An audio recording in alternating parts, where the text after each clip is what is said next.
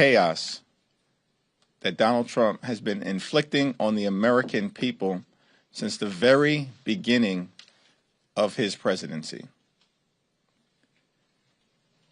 We're in the midst of a government shutdown that has been caused by Donald Trump and Republicans to inflict further pain on the American people. The government is shut down right now because Donald Trump and Republicans refuse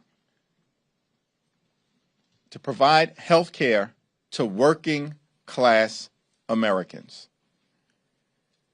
Throughout this week, Donald Trump has been missing in action. He remains in the Presidential Witness Protection Program.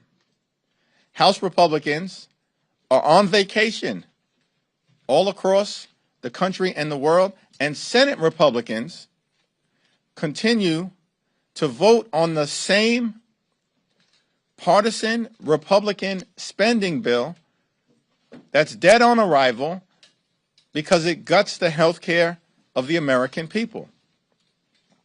Donald Trump and the Republicans are not behaving responsibly. They're not behaving in a serious manner.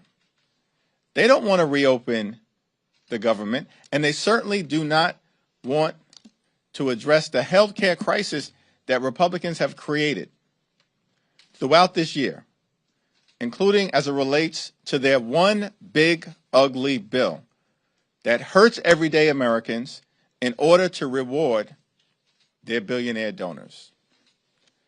Democrats made clear, including at the White House meeting on Monday, that health care premiums, copays, and deductibles were about to skyrocket for tens of millions of Americans all across the country in an environment where the cost of living in this country is already too high.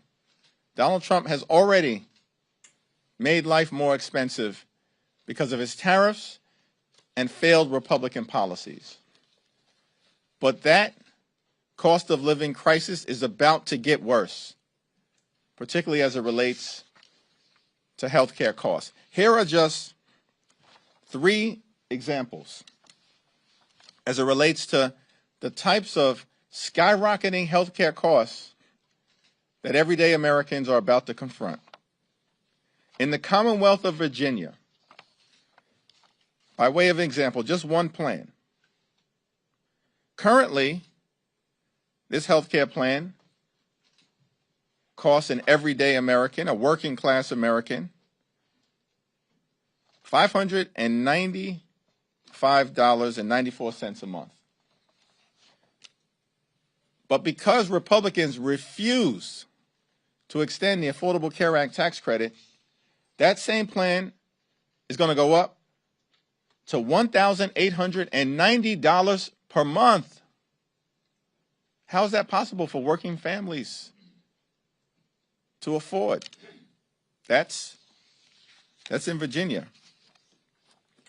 In Idaho, Silver Plan currently available for $611 per month. But it's now public information that because of the Republican refusal to extend the Affordable Care Act tax credits, that same plan, currently $611 per month, will go up to $2,083 a month in an environment where America is already too expensive, where the cost of living is already too high, where the Trump tariffs are already imposing thousands of dollars per year of additional costs. And now, healthcare costs are about to skyrocket out of control. One final example. In Georgia, the heart of Dixie, in the Deep South, current silver HMO plan from Kaiser Permanente, currently it costs $699 per month.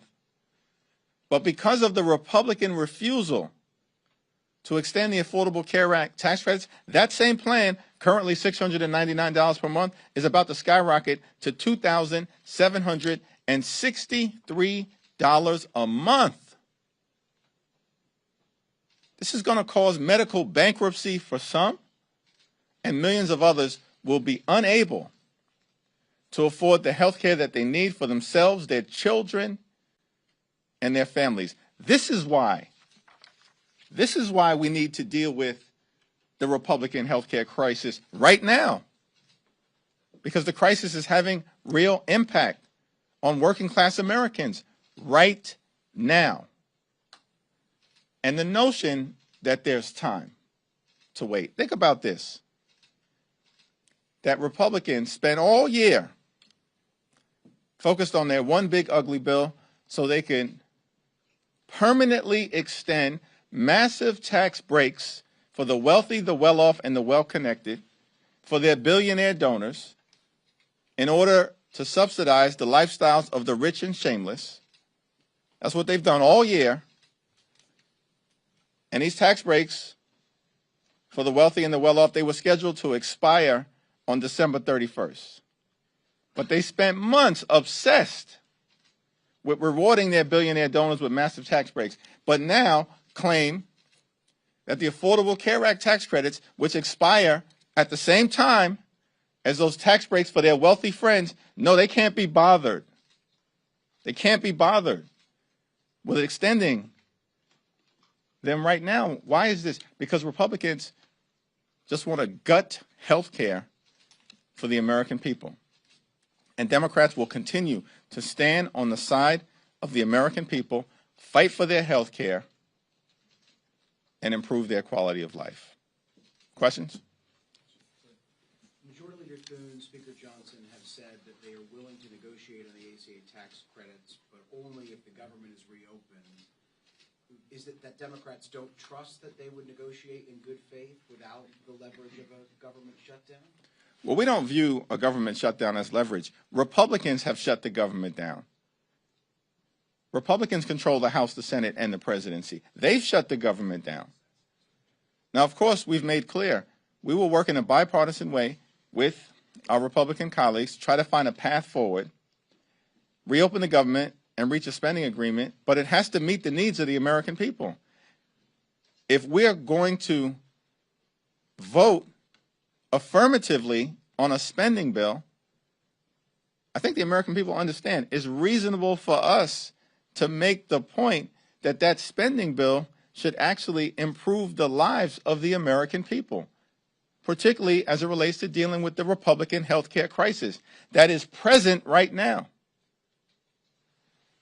And why would we believe that Republicans have any interest in addressing the Affordable Care Act based on their word, when for 15 years Republicans have been doing everything possible to gut the Affordable Care Act, to repeal and displace people off the Affordable Care Act?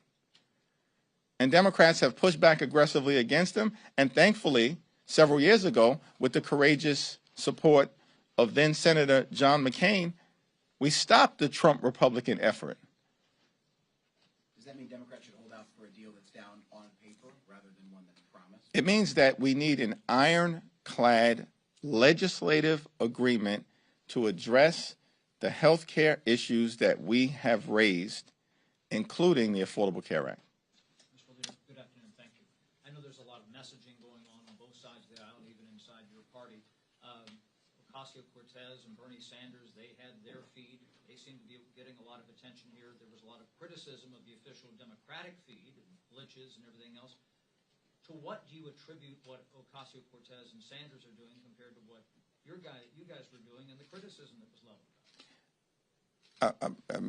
I have no idea what that question actually is intended to mean. Like, Democrats have been all over the country engaging in every possible way, communicating with the American people that we're privileged to represent as it relates to the stakes of this fight.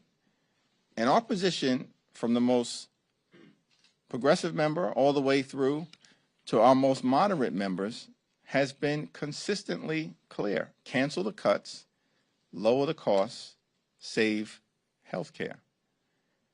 And everybody's on board because we all share those values. And we continue to be in a more is more environment. So I think that observation seems to be the silliest thing possible when we're fighting to defend the health care of the American people. And by the way, anybody who understands what a more is more environment means is that you create content that can then be distributed by members to their constituents, and that's what members continue to do, speak authentically to the people that they're privileged to represent.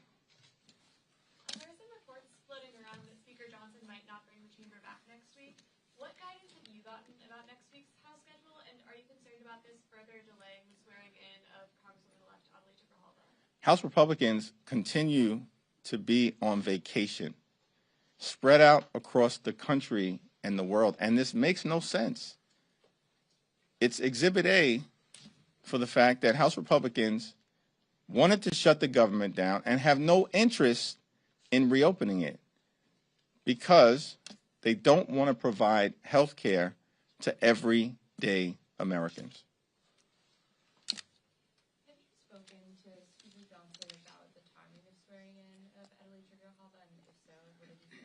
It's our expectation that Representative-elect Adelita Grijalva will be sworn in as soon as the House is back in session next Tuesday. Thanks. Yeah.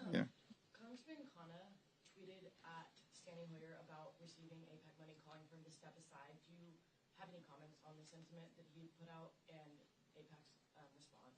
I haven't seen that particular social media post, so I'd have to talk to Congressman Khanna about it. But what I will say is that Steny Hoyer has been a tremendous public servant throughout the duration of his career, and there's a reason why his constituents continue to elect him.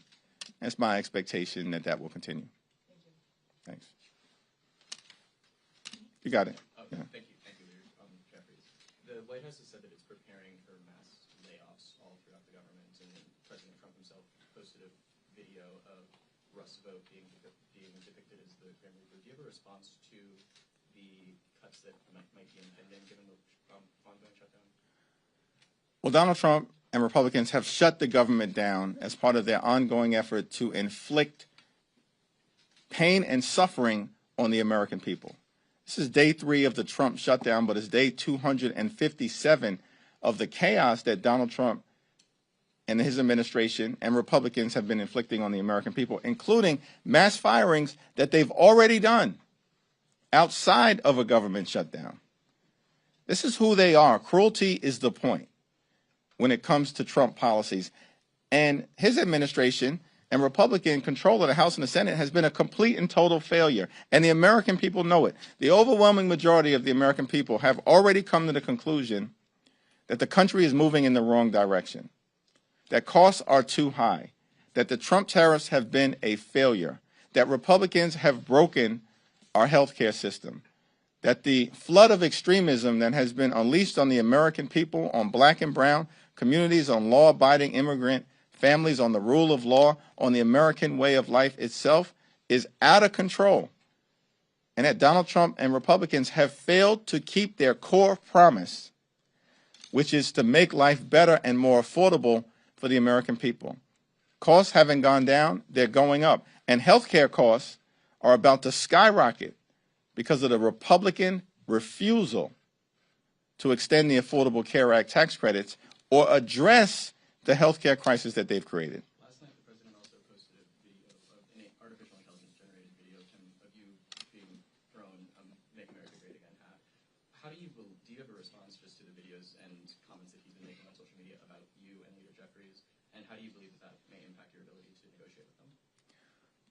Well, Donald Trump has behaved in a deeply unserious and deeply unhinged manner. And it's evidence of the fact that Republicans have a weak argument. So they've resorted to deep fake videos and to lying about the nature of the policy discussion. They've refused to bring House Republicans back to Washington, D.C.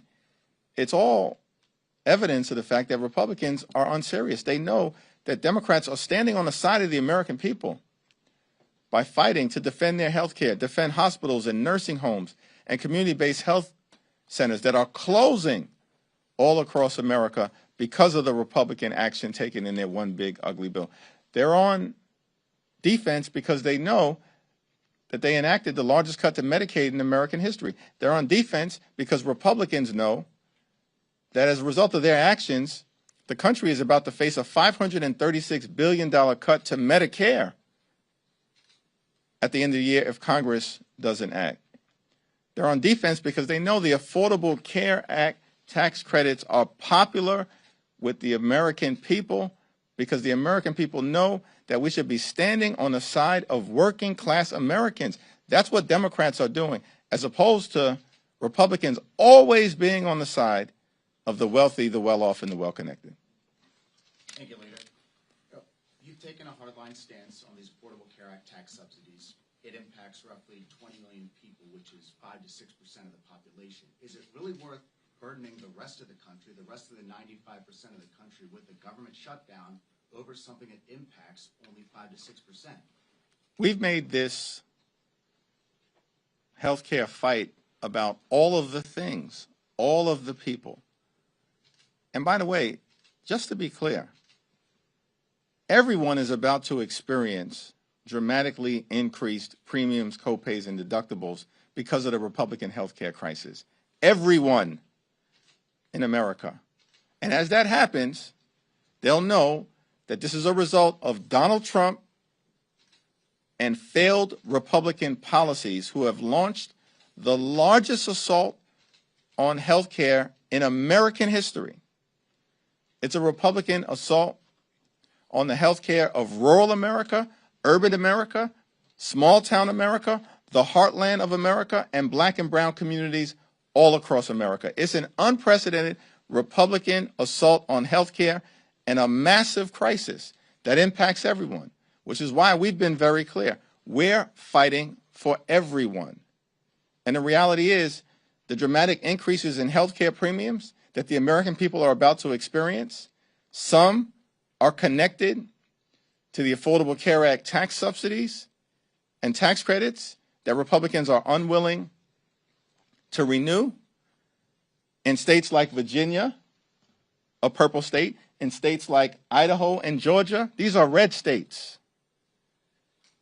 So is your question, we shouldn't be fighting for the people of Georgia and Idaho who are about to experience dramatically increased health care costs? Is that